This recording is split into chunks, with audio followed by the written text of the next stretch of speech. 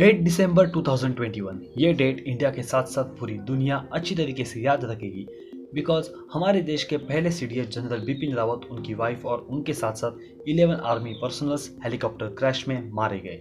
और ये ऐसा नाइटमेयर हम सब के दिमाग में बहुत सारे डाउट्स क्रिएट करता है रिगार्डिंग दी आउटडेटेड एयरक्राफ्ट्स जिसे आज भी हमारी इंडियन एयरफोर्स यूज कर रही है। और ये डाउट्स इसलिए खड़े हो रहे हैं बिकॉज जो 8 दिसंबर को जो क्रैश हुई वो इंडिया की कोई फर्स्ट क्रैश नहीं थी। तो आज इस वीडियो में हम देखेंगे कि वो कौन से सीरियस इश्यूज है जिनकी वजह से हमारी इंडियन एयरफोर्स को बहुत सारे नुकसान झेलने पड़ रहे हैं। हमारे देश के बहुत सारे मिलिट्री एक्सपर्ट्स ने कहा है the word modernisation of military. तो आज इस वीडियो में हम देखेंगे कि क्या सच में मिलिट्री बजट हमारे मॉडर्नाइजेशन के ड्रीम्स को फुलफिल कर रहा है, एंड एट द लास्ट हम देखेंगे इस पर कुछ पॉसिबल सॉल्यूशंस है या नहीं।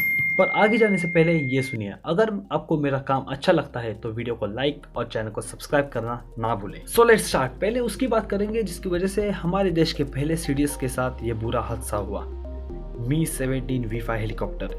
ये हेलीकॉप्टर इंडियन एयरफोर्स का एक मल्टीपर्पज हेलीकॉप्टर है और इसे इंडिया के साथ साथ 60 और कंट्रीज यूज करती है और ये इंडिया के पेपर वर्क पे one of the best helicopters है।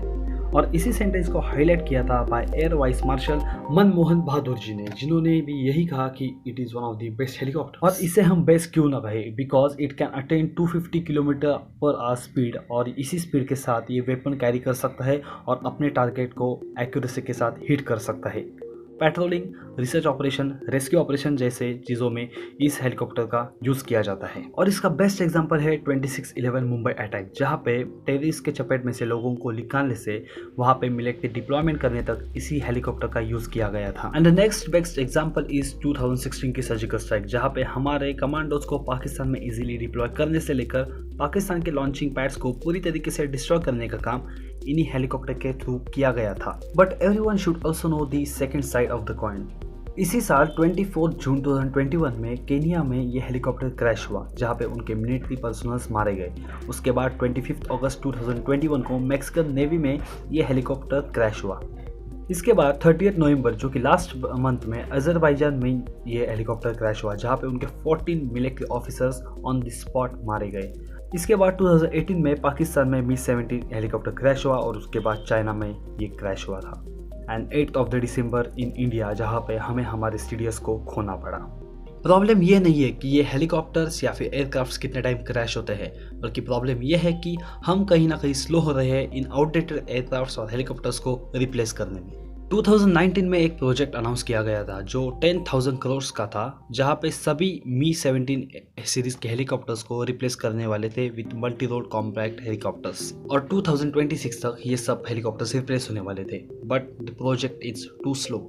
हमारी स्लोनेस का और एक एग्जांपल है जो है मिग-21 सीरीज एयरक्राफ्ट। आपने शायद मिग-21 और मिग-29 एयरक्राफ्ट्स का नाम जरूर सुना होगा। और इसी एयरक्राफ्ट पे एक मूवी बनी है जिसका नाम है रंग दे बसंती, जहाँ पे एक पायलट की डेथ हो जाती है उस एयरक्राफ्ट की क्रैश होने की वजह से। और उसके बाद उस मूवी में बहुत सारे ऐसे इवेंट्स दिखाए गए हैं जो आपको जरूर देखने चाहिए। तो मैं आपको कुछ मिग-21 के बारे में बता देता हूँ। ये 1960 से ये एयरक्राफ्ट बन रहे हैं और इंडिया ने इसे 1970 से इंडक्ट करना शुरू किया था और आज तक इंडिया ने इसके 872 यूनिट्स इंपोर्ट कर चुके हैं, जिसमें से ऑलमोस्ट 500 क्रैश हो चुके हैं, जिसकी वजह से हमारे 200 एयरफोर्स के ऑफिसर्स मारे जा चुके हैं। इसका मतलब जितने वॉर टाइम में हमारे जवान शहीद नहीं हुए उससे ज्यादा पीस टाइम में हुए सिर्फ और सिर्फ एयर क्रैशेस की वजह से। पर इतने सारे क्रैशेस होने के बावजूद भी अभी भी ये एयरक्राफ्ट्स और हेलीकॉप्टर्स इंडियन एयरफोर्स में इंडक्टेड है। But where the problem starts. देखिए, ऐसा नहीं है कि हमारी इंडियन एयरफोर्स और हमारी गवर्नमेंट इस प्रॉब्लम को एक्नॉलेज नहीं कर रही है, but the main problem is budget. देखिए, जरा ध्यान से सुनिए। मिनिस्ट्री ऑफ डिफेंस की प्रेडिक्शन के अकॉर्डिंग 2021 और 22 के लिए total military budget ₹6.22 lakh crore होना चाहिए था, जिसमें नए weapons, pension, salaries and maintenance जैसी चीज़ों का एक्सपेंडिचर किया जा सकता था। बट गवर्नमेंट ने एलोकेट किए सिर्फ ₹4.78 लाख करोड़, जिसमें 1.6 लाख करोड़ रुपीस सैलरीज और पेंशन में जाते हैं। और अगर हम पेंशन्स एंड सैलरीज को हम माइनस करें तो बचे हुए बजट सिर्फ 1.6% है हमारे टोटल जीडीपी के। एक्सपर्ट्स के अकॉर्डिंग अगर हमें मिलिट्री में मॉडर्नाइजेशन लाना है तो हमें हमारा बजट 2.5% ऑफ द जीडीपी लाना होगा, but still we are too less. But ये है ओवरऑल डिफेंस बजट। अगर हम एयरफोर्स की बात करें तो एयरफोर्स को कितना बजट एलोकेट होगा, देखिए, जो पेंशन एंड सैलरीज जो हम कट करते हैं उसके बाद जो 1.6% ऑफ द जीडीपी बजट होता है उसमें से एक हिस्सा जाता है कैपिटल एक्सपेंडिचर यानी कि मॉडर्नाइजेशन के लिए। इस साल ₹1.3 लाख करोड़ गए हैं मॉडर्नाइजेशन के लिए between army, navy and air force, जिसमें से 40% गए हैं फॉर एयरफोर्स। और पिछले कुछ सालों में अगर हम देखें तो एयरफोर्स के मिलिट्री बजट में 19% की ग्रोथ देखी गई है। अब बहुत सारे लोग ये कहेंगे कि 19% ग्रोथ और almost half of the modernisation budget goes to air force, then what's the problem? देखिए, प्रॉब्लम यहाँ शुरू होती है। लास्ट ईयर एयरफोर्स का बजट जो एलोकेट हुआ था उसको मिड ईयर में बढ़ाया गया था और उसे हम कहेंगे रिवाइज अमाउंट।